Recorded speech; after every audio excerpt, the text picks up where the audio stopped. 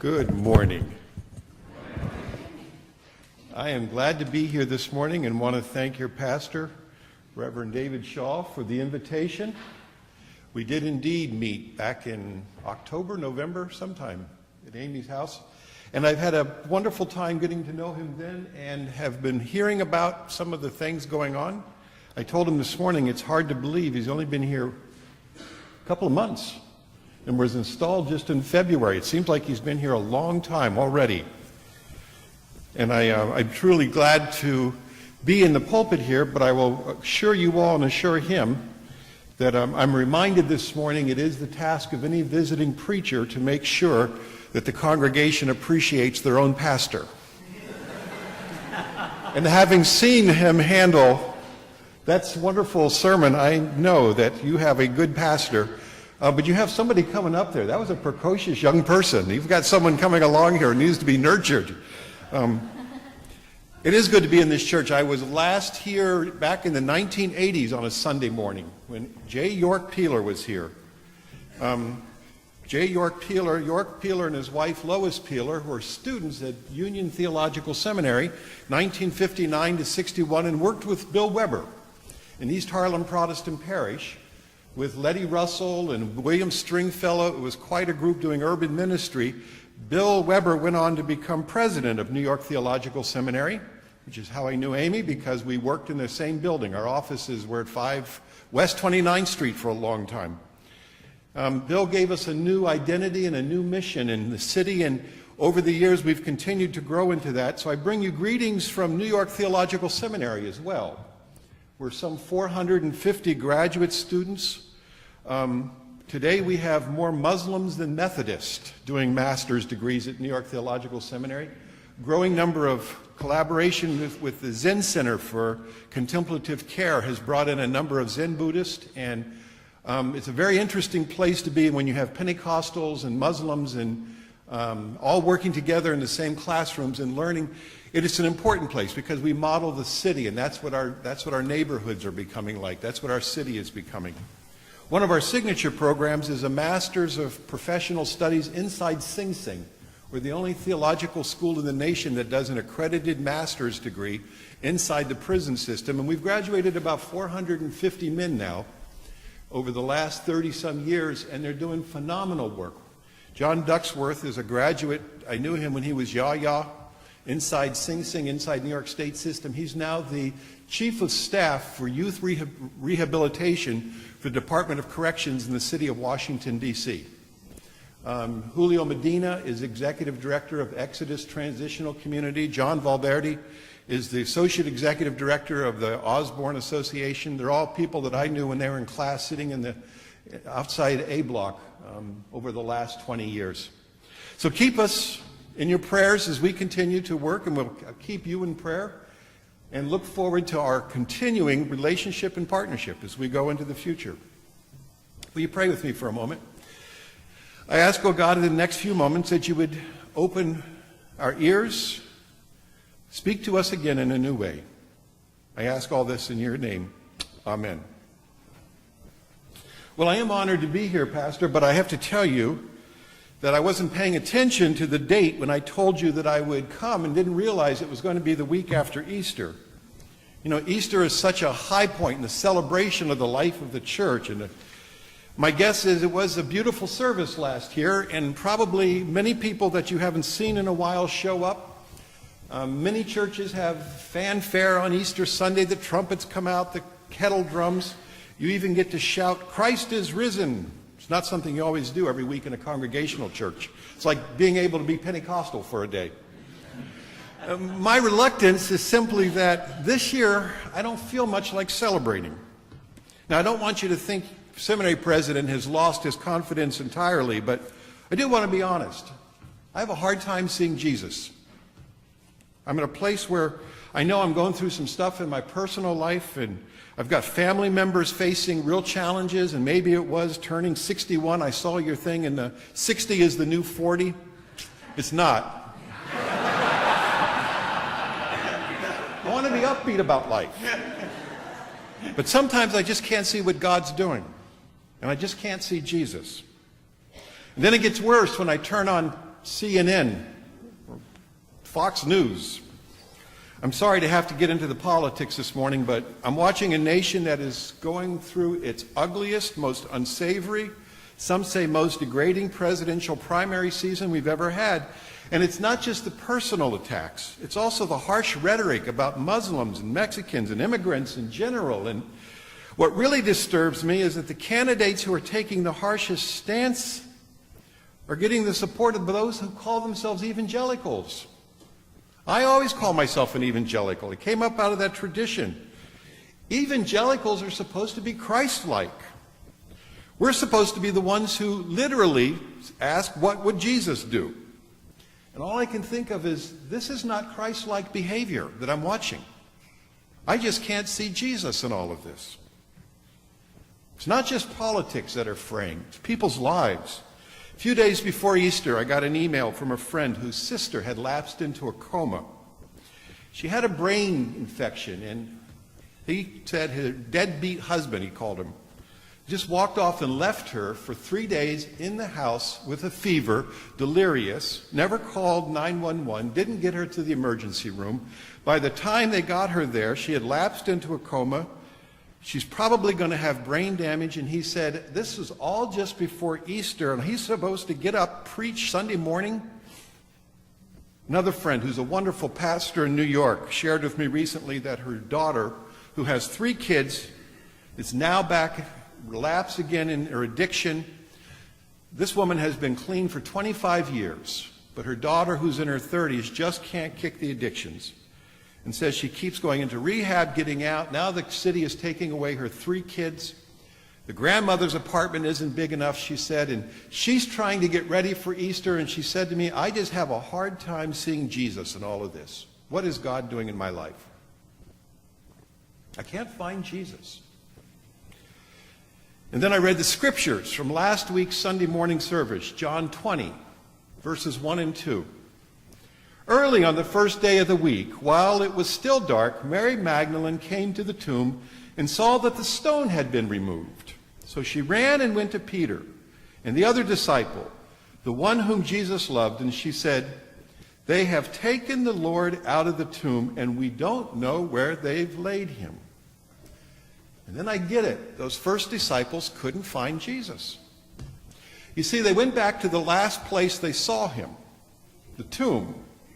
But when he got there, it was empty, and they couldn't find him there. And this makes me think, you know, I've got a box in my head that I draw, and it's called the box where God is in, the box where I find Jesus. It's a pretty pious place. It's where I know I can go and find Jesus because this is the way he is. It might be a set of doctrines, might be some teachings, but I know that's where God is. I know that's where Jesus is. Might even be my church. And then I think sometimes it's the last place we saw him, and it becomes like the tomb. We go there to find him, and he's not there. We try to define who this God is and how God acts, and we end up with a box that Jesus just gets up and walks out of. Now I have another set of boxes in my head. And those are titled Places Where Jesus Would Never Be Found. I told you I had an evangelical background. I came up in a pretty conservative tradition. One of the things we were taught as kids was that you never went to the movies because if Jesus came back while you were inside the theater, he wasn't going to stop by there to look for you. And you'd miss him.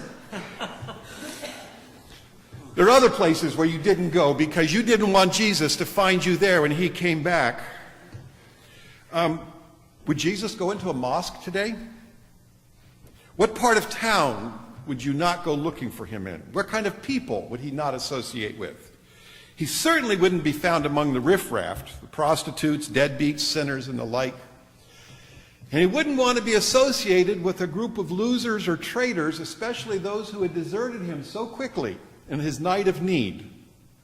They'd been with him, that band of disciples, and they had seen his miracles, and they had even promised to come join him in the revolution. James and John said, when you come into your glory, we want to sit on the right hand and on the left hand. One of us wants to be Secretary of State, the other one's Secretary of Defense.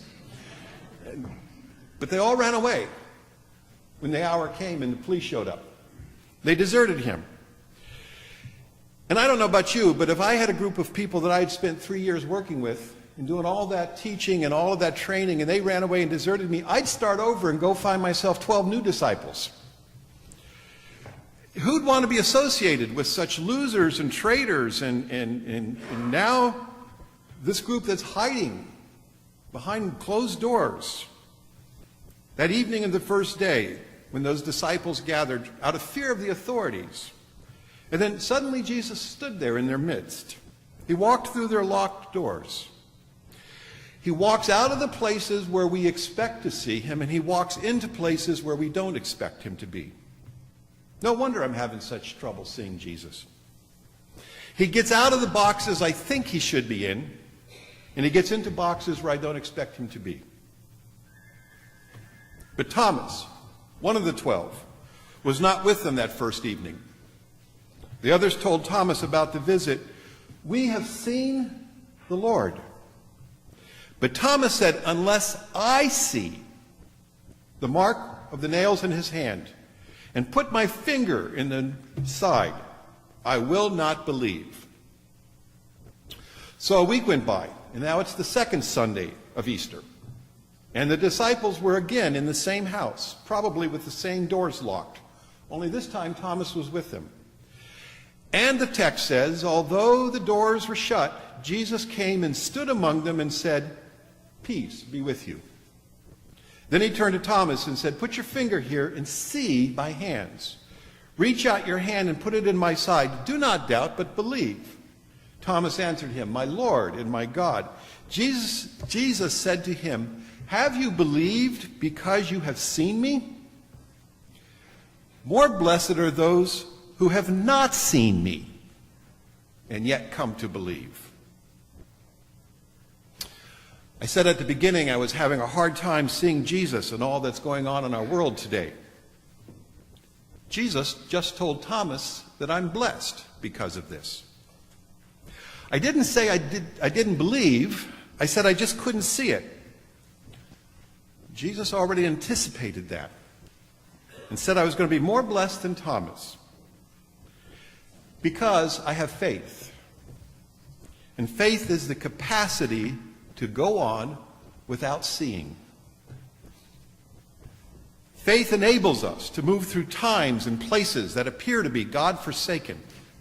Faith empowers us to get up out of our own intellectual or emotional tombs and to go to places where we never expected we would be. Now, says Hebrews 11:1.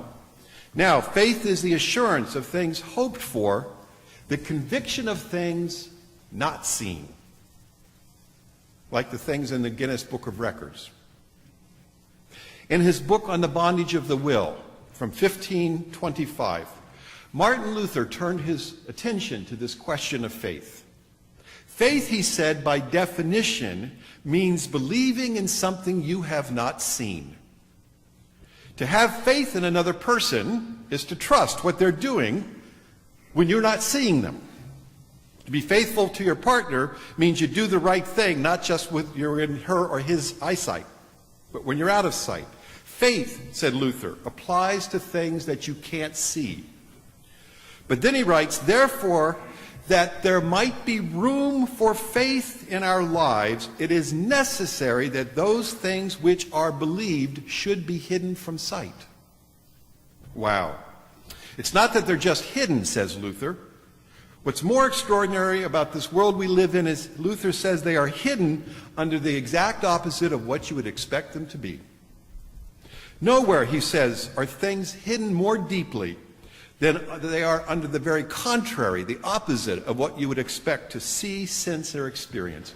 Faith comes sub contrario, under its opposite, said Luther. It's contrary to what you're looking for. That's why Luther says when God makes us alive, God does it by killing something off in our lives. And he says it's why when you feel like you're going through hell, you can find the divine experience of heaven. God conceals God's divine mercy and loving kindness within actions that often don't appear to be merciful. God's righteousness, said Luther, is found right in the midst of iniquity. If, said Luther, I could by any means comprehend how God can be merciful and just in a world that is filled with such wrath, there would be no need of faith. But now, since we can't comprehend, there is room for exercising faith, while such things are openly proclaimed. There it is. The reason I can't see Jesus is that I have faith.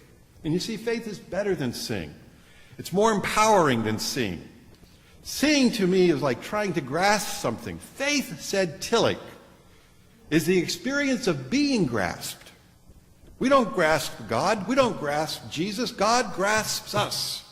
We find ourselves compelled by something in life, something that engenders hope, something that engenders commitment, something that stirs our imagination, something that moves our heart, something that enables us to say, yes, this is who I want to be. Yes, that is where I need to go. Even if I'm not there yet, and even if I never make it this side of eternity, you don't have to when you have faith. You can be in a living hell and still by faith experience a bit of hope that translates into heaven. There's no place in the universe, no hell so bad that God hasn't already gone there, that God is not in there, and that God can't take it on. And even in those most damning moments when I cry out that I can't see you, God, what I know is that God sees me, that God doesn't forget me, that God doesn't let go. I can't see Jesus. That's a good thing. Now I can live by faith and be blessed. Amen.